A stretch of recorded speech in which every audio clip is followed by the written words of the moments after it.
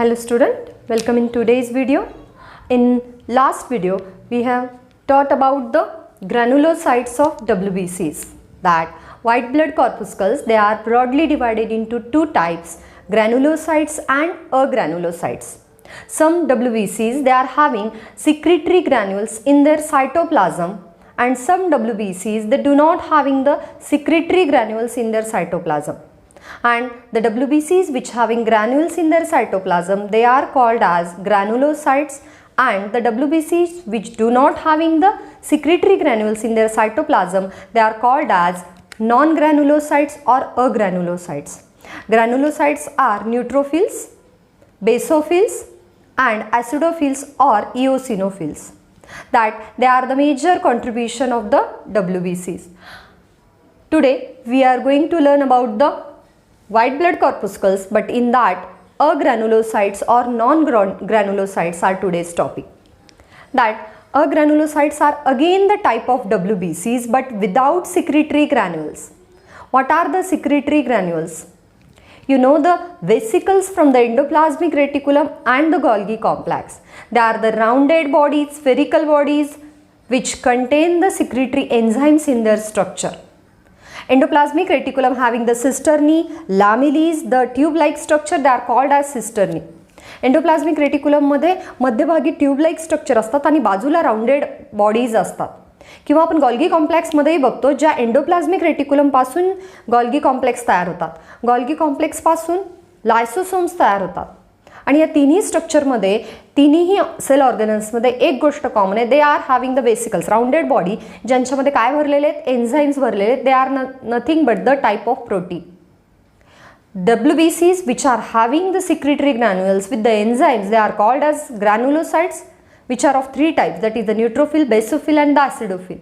But the WBCs which are without secretory granules, they are called as non-granulocyte or agranulocyte, and they are 28% of the total WBCs. What is the contribution of the agranulocyte? That is the up to the 28%. Then they are without granules. Remind it, they are without granules, means granule are absent in the agranulocytes or non-granulocytes. Then they are formed from, they are produced from lymphoid stem cell. In last video, I have taught about the origin of the granulocyte, that is the myeloid stem cells. In that bone marrow, there are two types of stem cells, that is the myeloid stem cells and lymphoid stem cells. Please refer on the internet for the lymphoid and the myeloid stem cells. That myeloid stem cells gives rise to the granulocytes, and lymphoid stem cells, they gives rise to the agranulocytes. Again, you are knowing that like the blood, there is one of the fluid is there in the body which is flowing through the lymphatic vessel, that is called as lymph. It is yellowish white colored liquid, straw colored liquid, which is specially designed, functioned for the increasing immunity. They are only having the only one unidirectional flow from the lymph node to the organ, and they helps in the blood and tissue barrier, between the barrier between tissue and blood. टिश्यूचं जे excretory material आहे ते ब्लडमध्ये टाकून देणं, ब्लडमधलं जे material provide करायचं आहे टिश्यूला, ते टिश्यूला provide करणं, हे लिम्फॅटिक फ्लुइडचं काम असतं.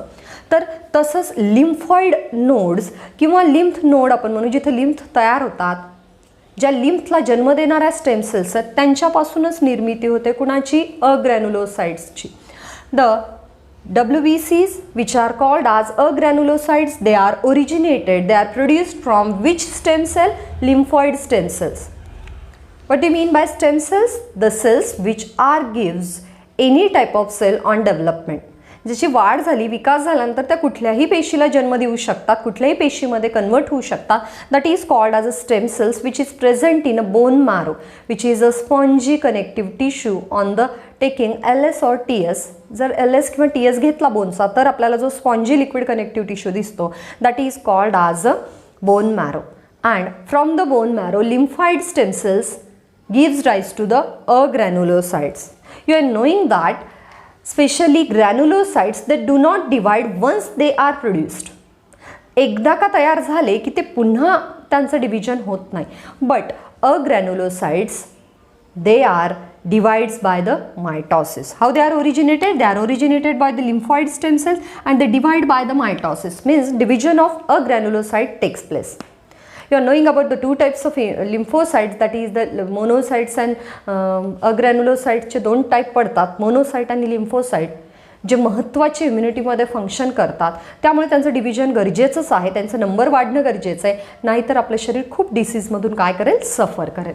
ठीक आहे. Then that nucleus is very large, not lobed. The difference between granulocytes and agranulocyte, it is one of the major difference between granulocyte and agranulocyte, that granulocyte having the lobed nucleus, that neutrophil having 2 to 5 lobed nucleus or a 2 to 7 lobed nucleus, that basophils having somewhat spherical nucleus and acidophils having the bilobed nucleus. But in lymphocytes and monocytes, which are the part of agranulocytes, they are having the large nucleus but not lobed. त्यापैकी जर दोन प्रकारच्या पेशी आपण बघितल्या, lymphocytes हे खूप छोटे आहेत साईजला, मोनोसाइट्स मोठे आहेत, पण दोन्हीचं प्रमाण जवळपास 28% आहे. But they R having a not lobed nucleus but nucleus is large. त्यांच्या सेलच्या कंपॅरिझन प्रमाणे जरी लिम्फोसाइट स्वतः लहान असले तरी त्या सेलच्या कंपॅरिझनमध्ये त्यांचा न्यूक्लियस कसा असतो, मोठा असतो. They are having a large nucleus but it is not lobed. तो लोब्ड नसतो, तो गोल किंवा किडनी शेप्ड असतो. Please refer the diagram which is drawn by me, that these are lymphocytes which are having a spherical nucleus, and you see the comparison between the cell size and the nucleus size. nucleus खूप मोठा आहे सेलच्या कंपॅरेटिव्हमध्ये, आहे की नाही. जसं आपण बघतो प्लांट सेलमध्ये मोठा व्हॅक्यूल असतो, न्यूक्लियस कुठेतरी बाजूला. ॲनिमल सेलमध्ये न्यूक्लियस छोटा असतो साईजला, बाकीला सगळीकडे सायटोप्लाझम भरलेला आहे. इथं तसं नाही आहे, कारण न्यूक्लियस ॲक्टिव्हली प्रिपेअर राहावा इम्युनिटीसाठी, दॅट DNA प्रिपरेशन, DNA रिप्रोडक्शनसाठी, रिप्लिकेशनसाठी. तर बघा, दी प्लाझ्मा मेम्ब्रेन आणि न्यूक्लियसमध्ये जास्त अंतर नाही आहे, न्यूक्लियस मोठा आहे as compared to cell. These are lymphocytes having spherical nucleus, these are monocyte having kidney shaped or bean shaped nucleus. हे दोन महत्त्वाचे प्रकार आहेत, ए लिम्फोसाइट, बी मोनोसाइट. इथे डायग्राम काढल्यात मी.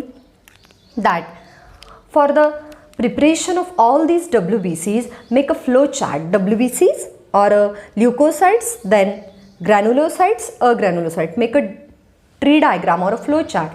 Then agranulocytes, monocyte and lymphocyte. Granulocytes, that acidophil, basophil and neutrophil.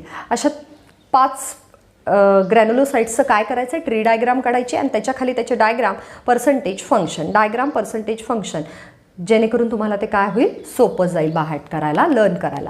Then next we will see the classification of the agranulocyte. That agranulocyte they are classified into 2 types.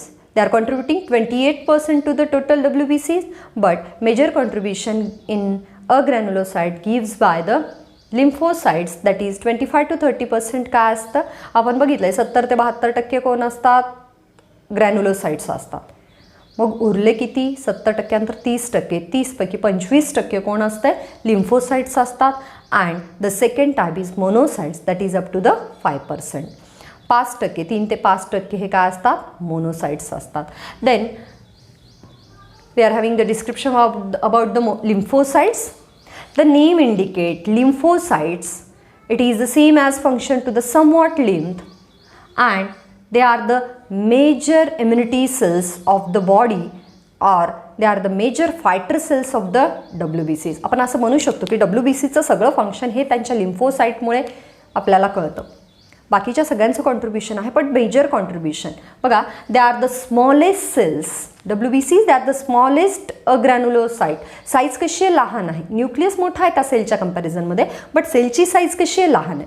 They having the large spherical nucleus. एक लक्षात ठेवायचं, मोनोसाइटचा nucleus kidney shaped किंवा bean shaped असतो, but लिम्फोसाइटचा nucleus कसा असेल, spherical म्हणजेच गोल असेल. Then they are having 25 to 30% of total WBCs. त्यांचं पर्सेंटेज किती आहे, 25 ते 30% लिम्फोसाइट्स आहेत टोटल WBCच्या. Then they produce antibodies. सगळ्यात महत्त्वाची गोष्ट की लिम्फोसाईटचं काम काय आहे, की लिम्फोसाईटचं काम काय आहे, they produce antibody against the antigen. आता एक दोन डेफिनेशन तुम्हाला सांगते. Just realize when a patient is there, when someone is suffered from the diseases, then that he or she visited the doctor, then doctor prescribed some medication. In that antibiotics are the mainly medicines. जसं आपण बघतो की कुठल्याही कारणाने ताप आलाय तर doctor काय करतील, फर्स्ट अँटीबायोटिक रेफर करतील. तो ताप कुठल्या कारणाने आलाय, either bacterial, fungal, protozoal or the viral infection, आणि त्या व्हायरसला, बॅक्टेरियाला, फंगसला मारण्यासाठी एक औषध, त्यांचं संख्या डिक्रीज करण्यासाठी एक औषध, आणि त्याचा परिणाम म्हणून त्या बॅक्टेरियाला डिक्रीज करण्यासाठी आपल्या शरीराने जे टेम्परेचर वाढवलं आहे त्याचा इफेक्ट आपल्या ऑर्गनवर होऊ नये म्हणून ते टेम्परेचर कमी करण्यासाठी एक औषध. जसं आपण म्हणतो अँटीपायरेटिक ड्रग्ज, उदाहरणार्थ टेम्परेचर कमी करणारे ड्रग्ज जसं की पॅरासिटामॉल आहे. काय करतं ते, शरीराचं वाढलेलं तापमान कमी करतं जेणेकरून आपल्या ब्रेनला, लंग्सला, लिव्हरला, किडनीला, हार्टला त्रास होऊ नये म्हणून, शरीराचं काम व्यवस्थित चालावं म्हणून. आणि महत्त्वाचं औषध काय, जे 8 तासाच्या 6 तासाच्या ड्युरेशनने दिलं जातं, जे घेणं महत्त्वाचं असतं आणि जे डॉक्टरच्या प्रिस्क्रिप्शनशिवाय घेऊ नये त्याला आपण अँटीबायोटिक्स म्हणतो. Anti means against, biotics means the substances chemical released by the living organism. बघा तुम्ही, आपल्या शरीरात कुठलेही फॉरेन ऑर्गॅनिझम आले, आपल्या शरीराचे सोडून बाहेरचे कुठलेही आले, जसं आपल्या WBCने तयार केलेलं हिस्टमाइन हे आपल्या शरीराचं आहे, पण बाहेरून एखादा फॉरेन ऑर्गॅनिझम एंटर झाला आणि त्यांनी कुठलाही सबस्टन्स आपल्या शरीरामध्ये तयार केला तर आपण त्याला काय म्हणू, that is the antigen. When any organism from the outside of the body it entered in our body, that it is called as antigen. त्याला आपण अँटीजन म्हणू. But when body produced again a chemical against the antigen, that is called antibodies. मग आपलं शरीर एखादं sale, त्या सेलद्वारे तयार केलेलं एखादं केमिकल त्या अँटीजनच्या अगेन्स्ट तयार करत असेल तर that is called antibodies. But when natural antibodies can't fight with that antigen, then doctor will give the synthetic antibiotics. आणि जर जेव्हा नॅचरल WBCने तयार केलेलं काही काम करत नसेल तर डॉक्टर काय करतात, मग एक सिंथेटिक अँटीबायोटिक्स देतात. तर अँटीजन आणि अँटीबॉडीज हे दोन शब्द माहीत असणं गरजेचे आहेत. तर बघा, लिम्फोसाइट्स काय करतात तर अँटीबॉडीज प्रोड्यूस करतात. शरीरात नॅचरल अँटीबॉडीज तयार करणं अँटीजन्सला मारण्यासाठी हे कुणाचं काम आहे, लिम्फोसाइट्सचं काम आहे. तर लिम्फोसाइट्सचे 2 महत्त्वाचे प्रकार पडतात. बघा, अशा सेल्स ज्या लहान आहेत, 25 ते 30% आहेत, त्या कुठं निर्माण होतात, they are produced in the bone marrow. Again bone marrow long बोनमध्ये असलेला स्पॉन्जी भाग, स्पॉन्जी टिश्यू. बोन मॅरोमध्ये खूप साऱ्या सेल्स म्हणजे स्टेम सेल्स आहेत ज्या कुठल्याही सेलमध्ये कन्वर्ट होऊ शकतात. त्यांच्याच RBCs होतात, त्यांच्याच WBCs होतात, त्यांच्याच प्लेटलेट होतात, थ्रोम्बोसाइट्स होतात. त्यात WBCपैकी काही ग्रॅन्युलेटेड असतात, काही नॉन ग्रॅन्युलेटेड असतात. तर आपण बघू की त्या WBCsमध्येच ज्या सेल्स बोन मॅरोमध्येच मॅच्युअर होतात त्यांना आपण बी लिम्फोसाइट म्हणतो. And the cells which are produced in bone marrow but they are matured in thymus, they are called as T lymphocyte. बघा, लिम्फोसाइटचे 2 प्रकार पडतात, B lymphocyte and T lymphocyte. Lymphocytes all are type of WBCs, agranulocyte, and they are produced in bone marrow itself. Bone मॅरोमध्येच तयार होतात. पण ज्या cells bone मॅरोमध्येच राहतात त्यांना आपण बी लिम्फोसाइट म्हणतो. आणि ज्या लिम्फोसाइट बोन मॅरोमध्ये तयार झाल्या तरी कुठे ट्रान्सफर होतात, थायमसमध्ये. आपलं एक स्टर्नम बोन आहे बघा, या कॉलर बोनच्या खाली आपल्या लंग्सच्या मिडल साईडला. तर ह्या स्टर्नम बोन्सच्या मिडल साईडला, अपर साईडला थोडंसं एक बटरफ्लाय शेप ग्लँड आहे, that is called as thymus, which is only active until the puberty. जोपर्यंत प्युबर्टीचा काळ येत नाही, एक हार्मोनल मॅच्युरिटीचा काळ येत नाही 12 ते 15 वर्षापर्यंतचा, तोपर्यंतच थायमस ॲक्टिव्ह राहतं. एंडोक्रायनल डेव्हलपमेंट तोपर्यंतच होते. After puberty it declines it functions. It only takes the shape of fatty substance. फक्त मास राहतं तिथे, नंतर ते प्रोडक्शनल किंवा फंक्शनल, ॲक्टिव्ह फंक्शनलमध्ये राहत नाही. थायमस एक ग्लँड आहे, एंडोक्राइन ग्लँड आहे, ज्याचं काम आहे थायमोसिन नावाचं एक सबस्टन्स तयार करणं, जे थायरॉइड, पॅराथायरॉइडमध्ये मदत करतं. सगळ्यात महत्त्वाचं थायमस या ग्लँडचं फंक्शन काय, इट मॅच्युअर्स द लिम्फोसाइट. कुठल्या, टी लिम्फोसाइटला मॅच्युअर करणं हे थायमसचं काम आहे. बघा, there are 2 types of lymphocyte. B lymphocytes, they are present in bone marrow itself and they are responsible for humoral or antigen antibody immunity. इम्युनिटीचे खूप सारे प्रकार आहेत, पण सध्यापुरतं एक लक्षात ठेवा, 2 प्रकार, ह्युमोरल और अँटीजन अँटीबॉडी इम्युनिटी. जेव्हा कुठल्याही बॅक्टेरियाचं इन्फेक्शन झालं आहे, उदाहरणार्थ ट्युबरक्लोसिस झाला आहे लंग्सचा, TB म्हणजे क्षयरोग, म्हणजे लंग्सची काम करण्याची क्षमता मायकोबॅक्टेरियम ट्युबरक्युली या बॅक्टेरियामुळे कमी होणं. मग डॉक्टर त्याचं डायग्नोसिस करतील, ब्लड टेस्ट करतील. सपोज एखाद्या पेशंटला TB झालेला आहे आणि त्या TBच्या अगेन्स्ट, त्या मायकोबॅक्टेरियम ट्युबरक्युलीच्या केमिकलच्या अगेन्स्ट आपलं शरीर काय तयार करतं आहे, WBCs काय तयार करतात, काही केमिकल्स तयार करतात. And mycobacterium tuberculi it is an antigen and the chemical against that antigen it is called antibody. हे अँटीजन अँटीबॉडी कॉम्प्लेक्सची जी इम्युनिटी आहे, ह्या दोन्हीची मिळून जी प्रतिकार क्षमता तयार होते ती कोण प्रोड्यूस करतं, B lymphocyte. It will functions for the humoral immunity. Humoral म्हणजेच अँटीजन अँटीबॉडी इम्युनिटी. ह्युमोरल किंवा अँटीजन अँटीबॉडी इम्युनिटी म्हणजे पर्टिक्युलर इन्फेक्शनपुरती, पर्टिक्युलर जागेपुरती, पर्टिक्युलर काळापुरती मर्यादित असलेली इम्युनिटी. देन टी लिम्फोसाइट्स कशासाठी रिस्पॉन्सिबल आहेत, they are matured in thymus, they are responsible for cell mediated immunity. जसं आपण बघू की एखाद्या पर्टिक्युलर एड्सच्या व्हायरसनी शरीरात प्रवेश केलेला आहे, तर टी लिम्फोसाइट्समध्ये 4 प्रकारच्या सेल्स असतील. That helper T cells, T म्हणजे T lymphocyte, helper T cells, killer T cells, suppressor T cells and memory T cells. Memory T cells लक्षात ठेवतात की आधी कधी इन्फेक्शन झालं होतं, कसं झालं होतं, कसं फाईट करायचं आहे. सप्रेसर काय करतात, आपल्या बाकीच्या ऑर्गन्सची नॅचरल इम्युनिटी सप्रेस करतात. Then that killer T cells, ते किल करतात त्या येणाऱ्या अँटीजनला. आणि हेल्पर टी सेल्स या सगळ्यांमध्ये मदत करतात, बी लिम्फोसाइटला सुद्धा ॲक्टिवेट करायला मदत करतात. तर एड्सच्या व्हायरसला, रेट्रो प्रकारच्या व्हायरसला फाईट करण्यासाठी दॅट टी लिम्फोसाइटमधल्या दॅट हेल्पर टी सेल्समध्ये CD8 सेल्स जे सायटोटॉक्झिन तयार करतात, त्यांची संख्या महत्त्वाची असते. त्या CD8 प्रकारच्या सेलवरूनच काय डिसाईड केलं जातं, एड्सचं जे मेडिकेशन आहे ते कधी सुरू करायचं हे डिसाईड केलं जातं. तर T lymphocyte they will work for the cell mediated immunity. Cell mediated immunity म्हणजे ज्याच्यात सेलचा सहभाग असतो. आणि बी लिम्फोसाइट म्हणजे अँटीजन अँटीबॉडी कॉम्प्लेक्स, म्हणजे आपलं शरीर एखाद्या गोष्टीच्या विरुद्धात अँटीबॉडी तयार करतं, हे बी लिम्फोसाइटकडून. आणि स्वतः सेल काम करतात पर्टिक्युलर, त्या कशाविरुद्ध काम करतात, कुठल्याही इन्फेक्शन विरुद्ध, तर त्यांना आपण काय म्हणू, टी लिम्फोसाइट्स म्हणून. This is about the lymphocytes and they are the about having major function about the antibodies production or the natural antibodies production. Next, what is the monocytes? Monocytes again, these are the larger WBCs, larger agranulocyte, which is having 3 to 5% of total WBCs and it is bean shaped, kidney shaped nucleus. तुम्ही याचा screenshot काढून घ्या, खूप शॉर्टमध्ये जेवढं तुमच्या सिलेबसला आहे तेवढं याच्या सफिशियंट आहे. That monocyte having the larger cells, they are having larger cells and they are having kidney or bean shaped nucleus. Lymphocyte they are having a spherical nucleus. That monocyte contributing 3 to 5% of total WBCs. They are actively motile, त्यांचं वहन सुरू असतं, ते motile आहेत. And gives macrophages. Macro largest, phages means part. आता monocytes, they are largest cells and they are producing the parts or they are itself, they are mainly phagocytic in nature. What is phagocytosis? It is the main function of monocyte. What is phagocytosis? When any antigen, it is comes inside the body just like a mycobacterium tuberculosis responsible for tuberculosis. When it is entered in our cell, then that particular monocytes, they engulf that bacteria, they destroy that bacteria and residue of that bacteria thrown out of the cell.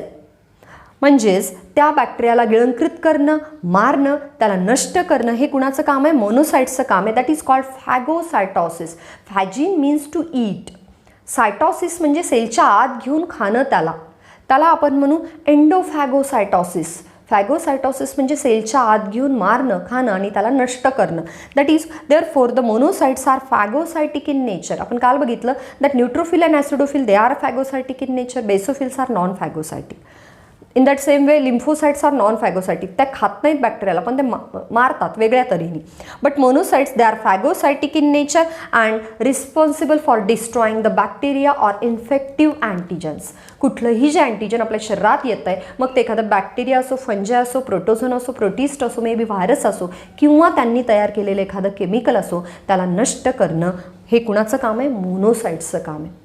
These are the two types of agranulocyte. Please revise it, make a 2 column, make a tree diagram of WBCs, and finally the differentiate between granulocytes and agranulocytes. That agranulocytes, these are the WBCs which are having the 28%. They are having large nucleus but they do not having lobed nucleus. Then they are having devoid of the granules. Secretory granules are absent. Then they are originated from the lymphoid stem cells and they are divided by mitosis. Granulocyte, they do not divide by mitosis. Then they are having two types, lymphocytes and monocyte. Lymphocytes are having the spherical nucleus. They are smaller cells. They produce the antibodies. They are having 25 to 30%. There are two types of WBCs, lymphocytes. That B lymphocytes, they are present in, they are originated from bone marrow, matured in bone marrow itself. Their helps in humoral or antigen antibody immunity. T lymphocytes, they are originated from bone marrow but they are matured in thymus and they are helps in cell mediated immunity by helper, killer, suppressor and memory type of T cells. CD8 cells, they are also a type of helper T cells. Then the second type, it is a monocyte. They are having a large kidney shaped nucleus. Then they are contributing 3 to 5% of total WBCs and they are actively motile. They are phagocytic in nature and they are mainly produced for the killing the bacteria, destroying the bacteria which are comes in the contact with the cell. This is the brief introduction about the agranulocyte. Please take a screenshot of this writing and please revise this at your home as your homework. Thank you student for today's video.